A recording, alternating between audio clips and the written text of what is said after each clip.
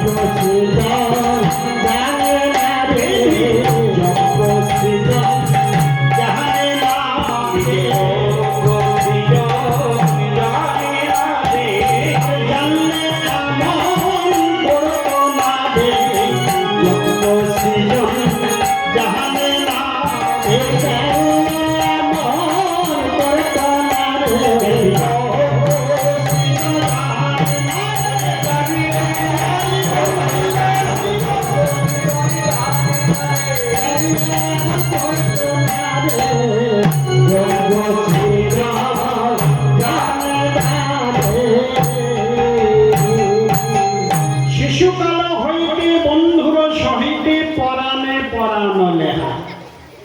বললেন, সখীরে আমার বধূর সঙ্গে ভালোবাসা শিশুকাল হইতে। কবে? এই যে রাধারানীর জন্ম কিভাবে হয়েছিল সেই কথা বলছেন বৈষ্ণব কবি। একদিন কীর্তিদা এবং বৃষভানু রাজার কোনো সন্তানাদি ছিল না, কোনো সন্তানাদি ছিল না। মা কীর্তিদা মনোদুঃখে ছিলেন। একদিন যমুনায় স্নান করতে গিয়ে মা যমুনায় স্নান করে নাভি জলে দাঁড়িয়ে আছেন। এমন সময় একটি পদ্ম ফুলের স্বভাব, যদি নদীতে ছেড়ে দেওয়া হয় তাহলে সে সুজনে চলে যাবে, কিন্তু ওই পদ্ম ফুলটি ওজন দিকে ধেয়ে আসছে, ওই মায়ের দিকেই আসছে। কীর্তিদা মা মনে মনে ভাবছেন, আচ্ছা একটি পদ্ম ফুল ওজন দিকে আমার দিকে ধেয়ে আসছে কেন, ব্যাপারটা কি? মা দাঁড়িয়ে আছেন, এবার এই পদ্মটি ওজনে ধেয়ে এসে মায়ের চারিপাশ দিয়ে ঘুরতে ঘুরতে মায়ের নাভি কোমরে এসে দাঁড়িয়ে। তখন মা মনে মনে চিন্তা করলেন, এই পদ্ম কোনো সাধারণ পদ্ম নয়, এই পদ্মকে আমি আমার নারায়ণের পাদ পদ্মে রেখে দেব। তাই কি করলেন, আজ নারায়ণ নারায়ণ বলতে বলতে মা ওই পদ্ম ফুলটি তুলে নিলেন। যত্ন করে আজকে নারায়ণের ঠাকুর ঘরে নারায়ণের পাদ পদ্মে রেখে দিলেন ওই পদ্মটি। কিন্তু দেখবেন জগতে যদি কোনো পুষ্প চয়ন করা হয়, চয়ন করার পর থেকে কিন্তু পুষ্পটি মলিন হতে থাকে, কিন্তু ওই যে পদ্মটি, ওই পদ্মটি কোনো মলিন হচ্ছে না, যত দিন যাচ্ছে ততই উজ্জ্বল বর্ণ হচ্ছে। মা কীর্তিদা মনে মনে চিন্তা করলেন, যদি দেখা যাক এই পদ্মটি থেকে কি হয়। একদিন দেখছেন মা ওই পদ্মটি প্রস্ফুটিত হয়ে গেছে, আর তারপরে একটি ফুটফুটি কন্যা জন্ম হয়েছে। মায়ের খুব আনন্দ হলো। বৃষভানু রাজাকে ডাকলেন, রাজা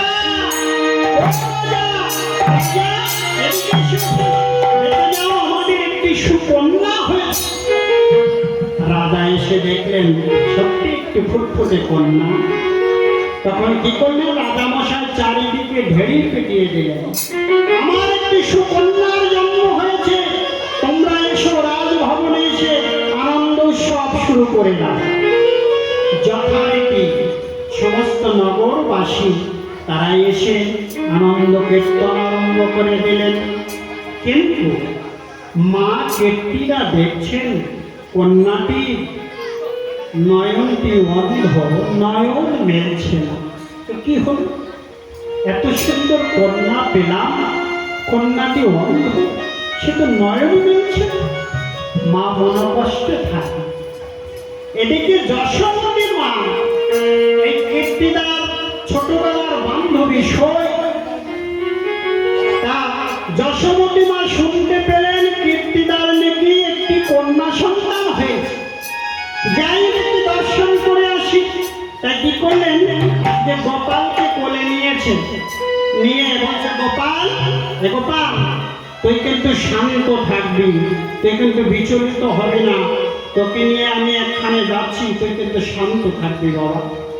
এইবার গোপালকে নিয়ে মা কীর্তিদা ভবনে যাচ্ছে। দূর থেকে যাচ্ছে কীর্তিদা, কীর্তিদা। কীর্তিদা শুনতে পেয়ে, ওমা কি যশোদে, ছুটে এসেছেন। এসে কি করলেন, আজকে মাকে জড়িয়ে ধরলেন, যশোমতী মাকে জড়িয়ে ধরলেন। যশোদে কেমন আছিস, ভালো আছিস তো? দেখবেন মায়েরা যখন একখানে হয়, বহুদিন পরে যখন একত্রিত হয়, সমস্ত মনের কথা সব খুলে বলে।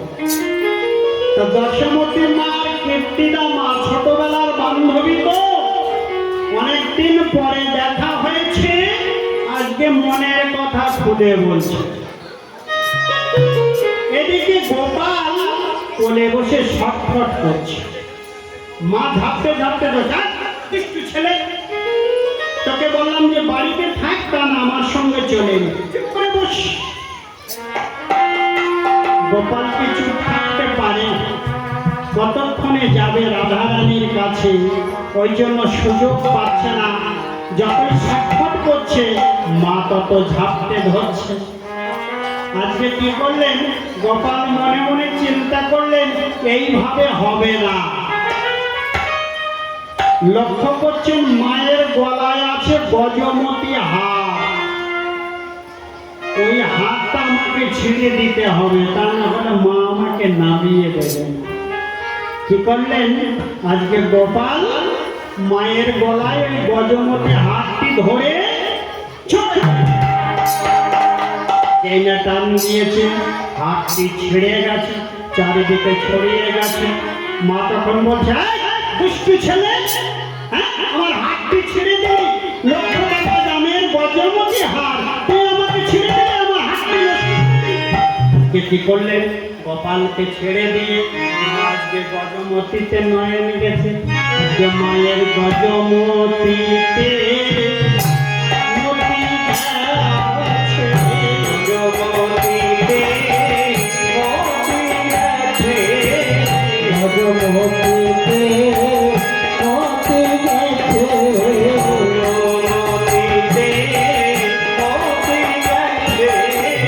নীলমণি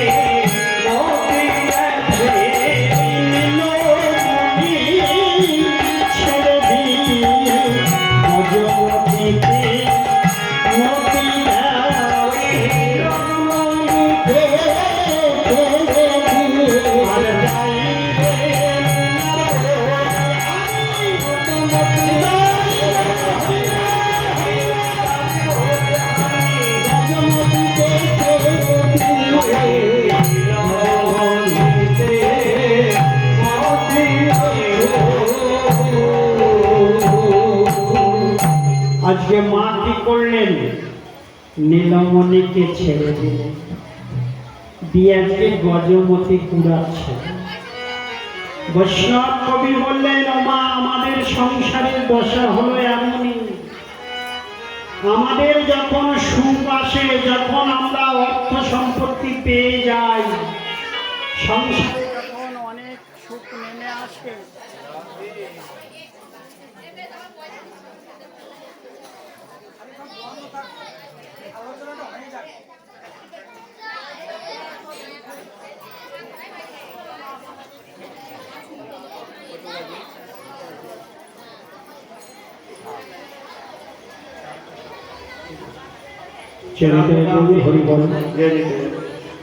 যখন আমাদের সংসারে সুখ আসে, ওমা দেখবেন আমরা যখন বিষয় বৈভবের মধ্যে বসে যাই, সুখ পাই, তখন আমাদের গোবিন্দের কথা আমরা ভুলে যাই। গোবিন্দ বললেন, হে জীব, যে আমাকে সুখেও ডাকে, যে দুঃখের দিনেও ডাকে, আমি যে তার হোক। যে শুধু সুখের দিনে আমাকে ভুলে যায়, দুঃখের দিনে শুধু আমায় ডাকে। এই জগতে আমরা যখন বিপদে পড়ি, তখন হরি হরি বলি, হে মধুসূদন তুমি রক্ষা করো, আমাদের আর কোনো উপায় নাই, তুমি ছাড়া কোনো গতি নাই, তুমি আমাকে রক্ষা করো। ভগবান তখন দেখা দেন, কারণ সুখের দিন পেয়ে আমরা তো তাকে ভুলে গেছি। সুখের দিনে তাকে ডাকি না, শুধু দুঃখের দিনেই ডাকি। ভগবান বলেন, আমি তার হই না, যে আমার সুখেও ডাকে, দুঃখেও ডাকে, আমি তার হয়ে যাই। নিতাই গৌর হরি বল, হরি বল। এই জগৎ সংসারে আমরাও যখন সুখ পেয়ে যাই, তখন ভগবানের কথা ভুলে যাই, তখন আমাদের আর মতিগতি থাকে না গোবিন্দ চরণ। তাই মা কি করছেন, আজ নীলমণিকে ছেড়ে দিয়ে আজ গজমতি কুড়াচ্ছে। গজমতি যখন কুড়ানো হয়ে গেছে, তখন কীর্তিদাকে বলছে, ওই আমার ছেলে কি কই, আমার গোপাল কোথায় গেল, কোথায় গোপাল? কীর্তিদা বলছে, ও মা, এই যশোদে এখানেই তো ছিল, গোপাল তো এখানেই ছিল। এদিকে গোপাল কি করেছে, আজকে হামাগুড়ি দিতে দিতে আজকে রাধারানীর কাছে গেছে। রাধারানী আছেন সতিকা মন্দিরে, সেখানে গিয়ে আজকে রাধারানীর বক্ষের পরে উঠেছে, উঠে বলছে, রাধে, ও রাধে, রাধে, রাধে, দেখো আমি এসেছি রাধে। রাধারানী প্রতিজ্ঞা করেছিল, বধূ তুমিও যেমন যাচ্ছ মর্তভূমিতে, আমিও তো যাব। তা তুমি আমাকে কথা দাও, আমি যেদিন জন্মগ্রহণ করব, সর্বপ্রথম তোমার বদন দর্শন করব। তাছাড়া আমি পৃথিবী এই রূপ যৌবন আমি কিছুই দর্শন করব না, সর্বপ্রথম তোমার বদন দর্শন করব, তারপরে পৃথিবীর রূপ মাধুর্য দর্শন করব। সেই কথা পূর্ণ করার জন্য আজকে গোবিন্দ রাধারানীর বক্ষ মাঝে বসে বলে, রাধে, ও রাধে, ওঠো, দেখো আমি এসেছি। আজকে রাধারানীর নয়ন মেলে দেখছেন আমার বধূ। বধূ, বধূ তুমি এসেছো বধূ, আজকে হলো নয়নে নয়নে মিলন হল। চারিদিকে যশোমতী মার কীর্তিদা খুঁজতে খুঁজতে সতিকা মন্দিরের কাছে এসে দেখছে, আজকে যশোদা দেখছে আমার গোপাল ওই কীর্তিদার কন্যার বুকের উপর, আর কীর্তিদা মা দেখছে আমার কন্যাটি যে ছিল অন্ধ, এই যশোদার ছেলের পরশ পেয়ে আজকে আমার কন্যার অন্ধত্ব ঘুচে গেল। যশোদা, দেখ দেখ তোর ছেলের কত গুণ, হ্যাঁ, আমার কন্যাকে পরশ করা মাত্র দেখ আমার কন্যাটি কত সুন্দর ভাবে তাকাচ্ছে, তার অন্ধত্ব ঘুচে গেছে। তা এই যশোদে আমি কথা দিলাম আমি যতদিন থাকবো আমার রাধারানী আমার এই কন্যাটি তোর সন্তানের জন্য সর্বদাই সর্ব সময়ে রন্ধন করে তোর ছেলেকে সেবা দেবে।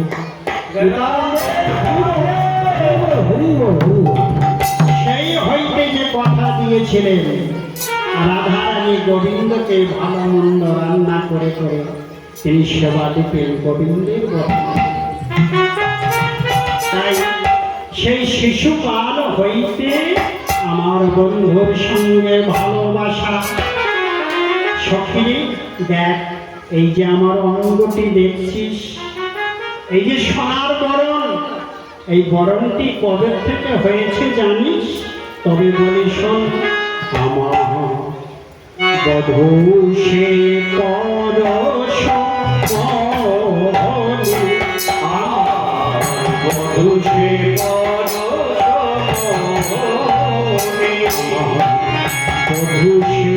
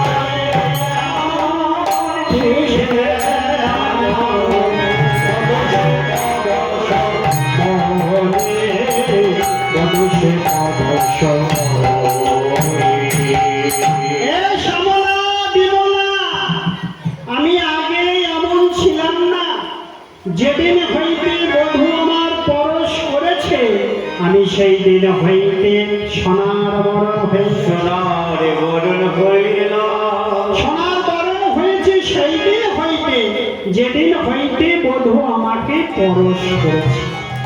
বধূ হয়েছে পরশমণি।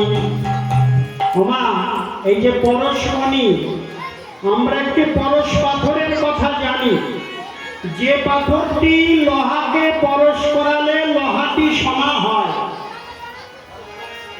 কিন্তু আর অন্য কিছু সোনা করতে পারে না। আর এই যে আমাদের পরশমণি গোবিন্দ এই পরশমণি যদি কোনো ভক্তকে পরশ করে বললেন তার সর্বস্ব সব সোনা হয়ে যায়। এটাই গৌর হরিবল হরিবল হরিবল। সেই পরশমণির পরশ পেতে হবে গুরুচরণ আশ্রয় করে ভজন করতে করতে আমার সেই পরশ মনে শ্রী গোবিন্দ একদিন আমাদেরকেও পরশ করবে। সেদিন আমাদের এই সর্বাঙ্গ সোনা হয়ে যাবে, আর লহা থাকবে না। এটাই গৌর হরিগৌর হরিগৌর হরিগৌর। তাই বলছে সখী রে এ সখী, আমার বধূ আর কি করে জানিস, কত না কত